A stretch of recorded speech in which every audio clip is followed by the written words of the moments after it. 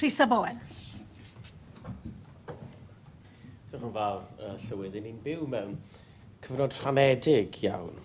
Ond dyle cofio ein huno ni.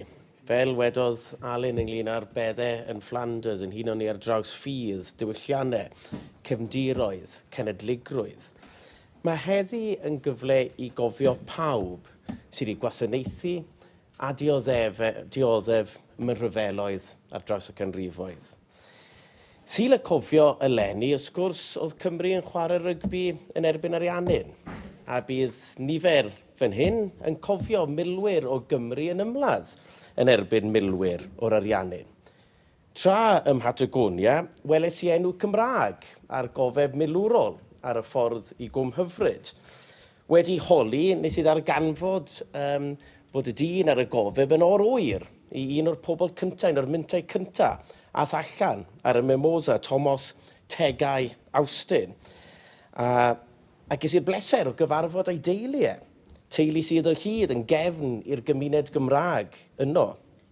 Mae hyn yn dangos sut bod ffrind yn gallu cael ei troi yn elyn yn rhy gyflym o lawer, ond fel dangosodd di Sul, ac fel mae hanes Ewrop yn dangos i ni, mae modd troi gylynion nôl yn gyfeillion hefyd. Mae'n bwysig cofio hynny. Some of you will remember when Cardinal Basil Hume was called unpatriotic for praying for both British and Argentine soldiers. He argued, in face of criticism, that it was his Christian duty to pray for all who suffer and die in war, friend or foe, because we are all children of God. In a discussion last week, somebody pointedly told me that the UK is a Christian country.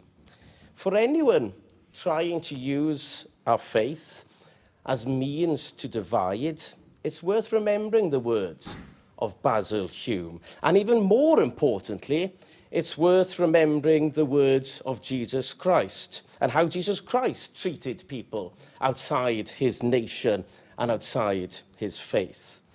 Unfortunately, we live in an age which others people. We dehumanize. We concentrate on differences rather than what we have in common. We put people in a category away over there because of their nationality or their faith or even what political party they vote for. Britain did not have to stand alone at any point during the Second World War. Because of its empire, men and women from every continent fought for democracy, an international solidarity against a Nazi regime that wanted an ethnically pure world. It is estimated that in 2 world wars, almost 170,000 British Indian soldiers lost their lives, with a further 250,000 Indian servicemen and women wounded or became prisoners of war. The figures are even higher for Muslim Allied soldiers, with 1.5 million being killed in action in the Second World War. There's a plaque in the National War Memorial in Cardiff, and if you haven't seen it, please go, that acknowledges the sacrifice of members of the diverse ethnic and Commonwealth men and women.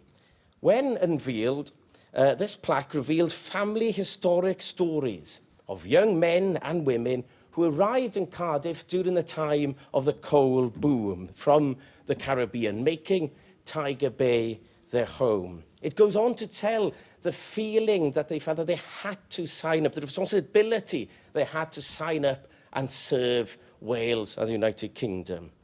The photos shared by families show forever young men suspended in time.